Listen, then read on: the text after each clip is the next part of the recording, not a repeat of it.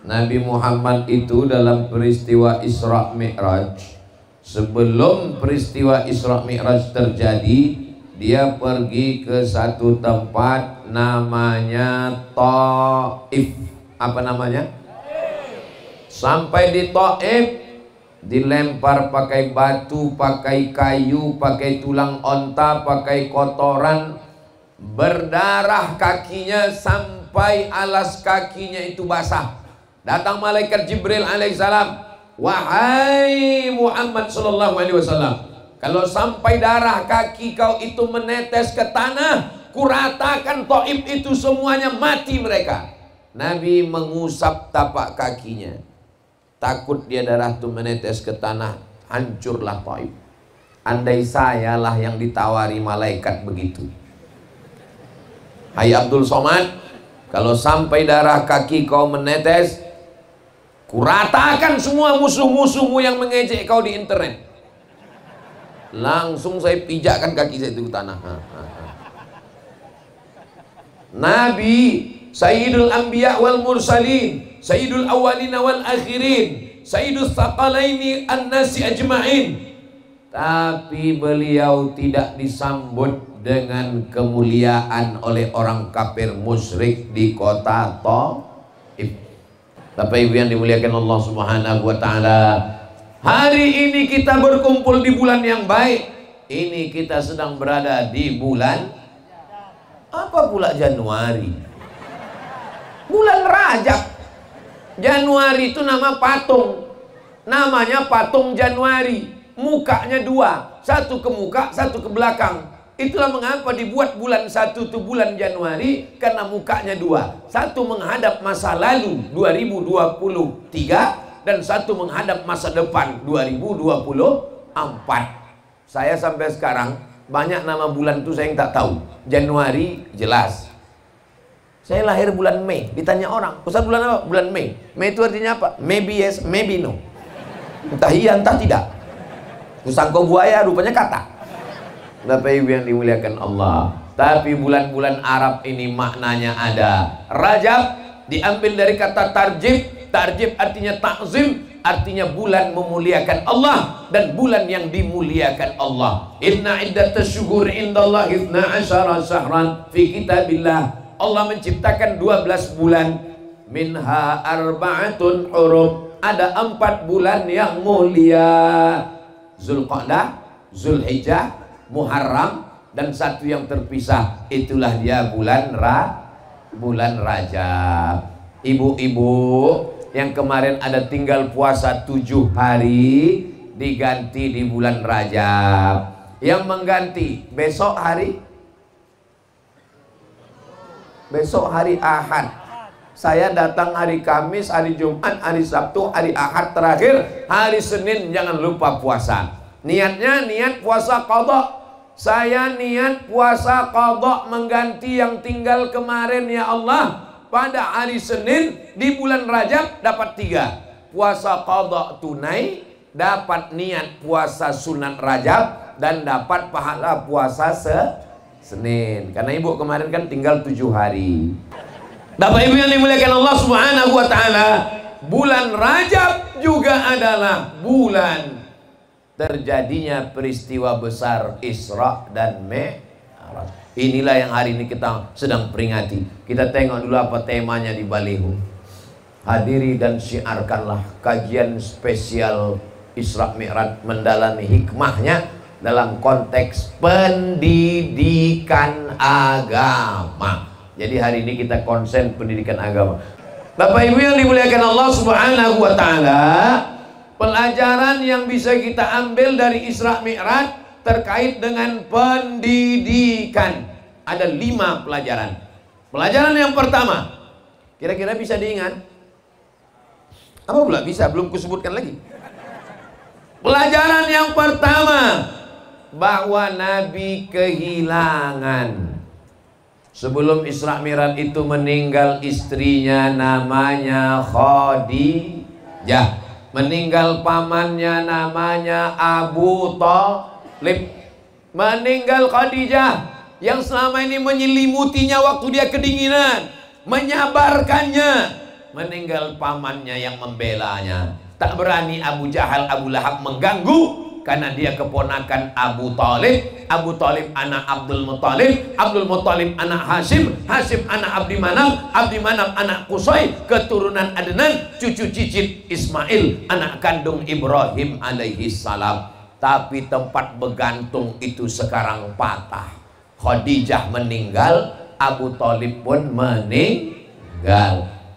Nabi pergi ke Taif, diharap orang Taif akan menyambut. Orang Taif tak menyambut dengan marhaban ya Nurul Aini. Orang Taif tak menyambut dengan marhaban Jaddal Husaini. Orang Taif tak menyambut dengan marhaban ahlan wa sahlan. Mereka sambut dengan caci maki, hinaan, lemparan batu dan kotoran. Apa pelajaran yang pertama? Hanya bergantung kepada Allah. Bergantung kepada istri, mati. Bergantung kepada suami, meninggal. Bergantung kepada harta, binasa. Bergantung kepada kelapa, bergantung kepada ikan. Bergantung kepada makhluk, jangan bergantung kepada manusia. Bergantunglah kepada Dia. Siapa Dia? Qul huwallahu ahad, Allahus. Ini deh. Ini bukan Allah, ini hamba Allah. Maka bergantunglah kepada Allah. Berat ujian hidup, Allah maha besar. Angkat kedua tangan, Allahu Akbar. Berat hidup saya ini Pak Ustadz. Saya lahir sebagai anak yatim, ayah tak ada, tak lama emak meninggal. Saya dibesarkan di panti asuhan. Habis itu menikah, dapat pula suami genderuwo hantu. Lahir anak-anak pun ikut bapaknya tuyul pula Pak Ustadz. Kemanalah saya mengadu? Tidak ada tempat mengadu selain kepada Allah. Iyyaka na'budu wa iyyaka nasta'in. Bersandar ke batang kayu akan tumbang. Bersandar ke manusia, hari ini jadi kawan, besok jadi lawan. Bersandarlah kepada Dia. Siapa Dia? Allahu la ilaha illa huwal hayyul qayyum.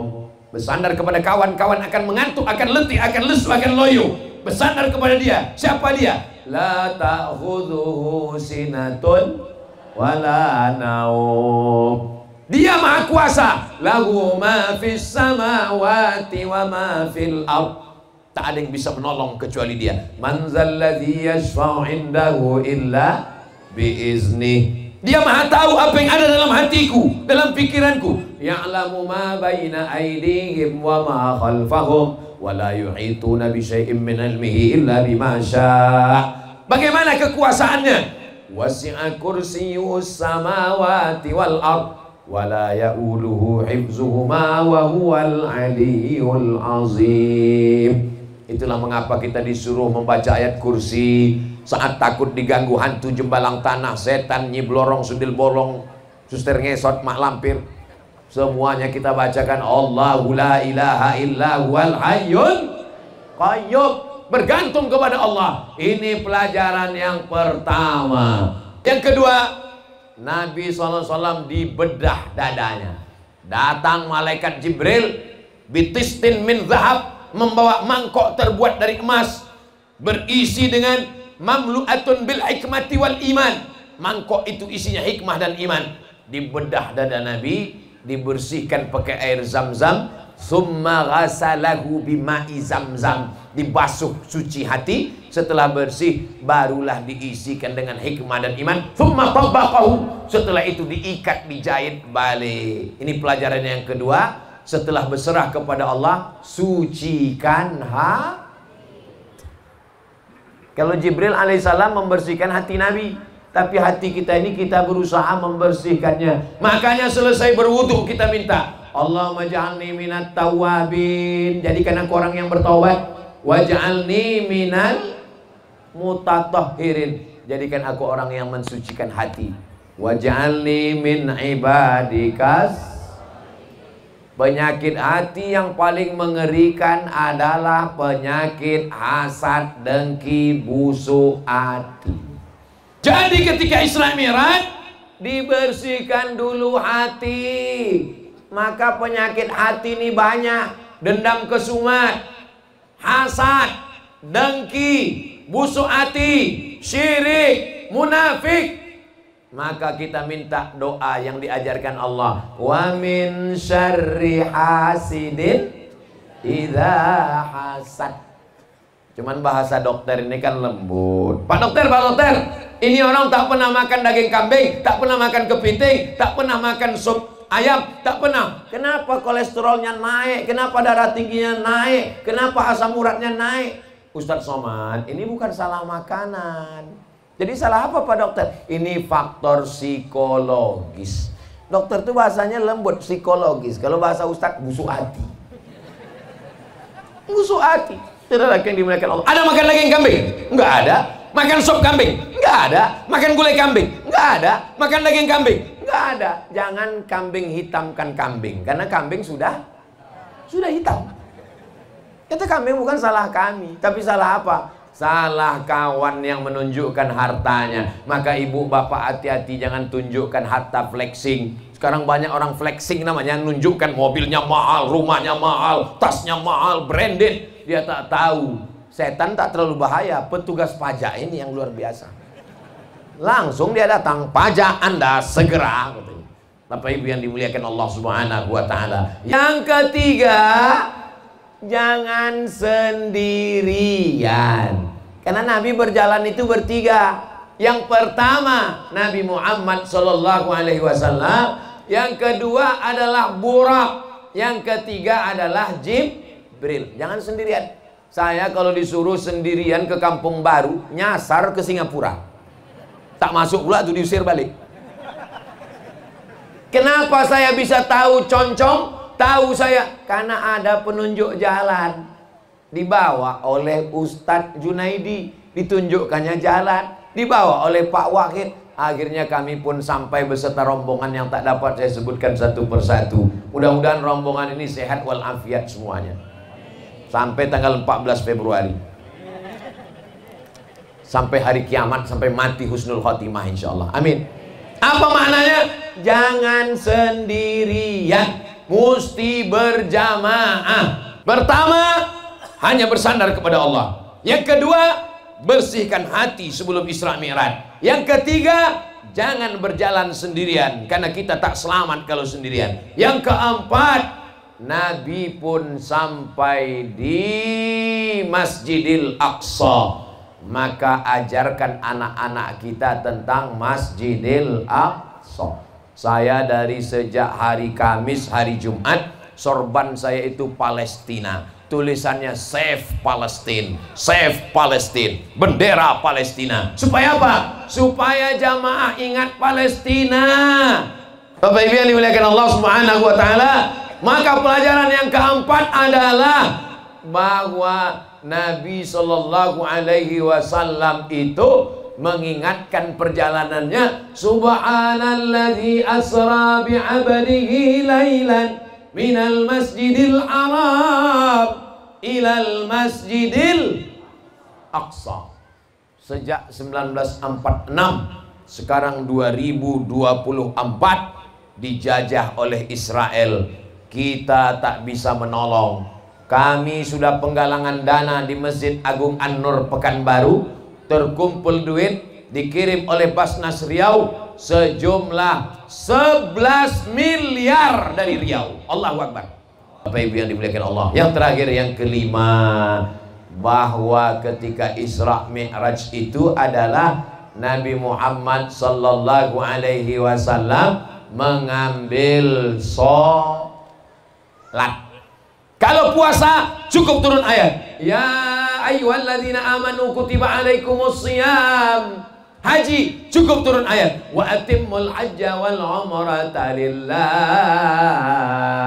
Zakat cukup turun ayat, wa atuz zakah alladzina yu'tunaz zakah wa mimma razaqnahum yunfiqun. Tapi kalau untuk salat tidak cukup sekedar turun ayat, tapi Nabi dipanggil Allah Ta'ala untuk menunjukkan betapa pentingnya sholat. Apa pula soman?